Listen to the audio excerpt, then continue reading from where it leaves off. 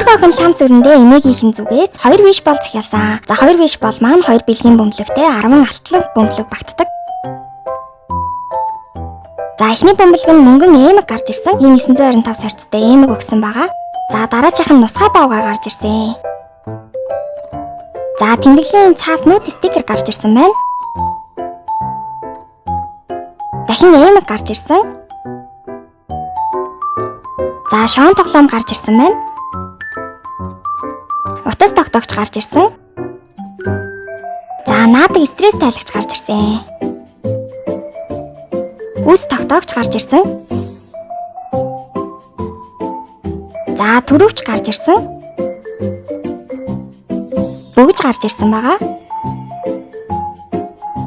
За хоёр бэлгэнд нь болохоор эхний бэлэг нь хөөрхөн балруул гарч ирсэн. Хурууны боол гарч ирсэн байна. За ингээд бүгдээрээ лам сүрэндээ зориулсан бэлгийг хамтдаа боож дуслаа.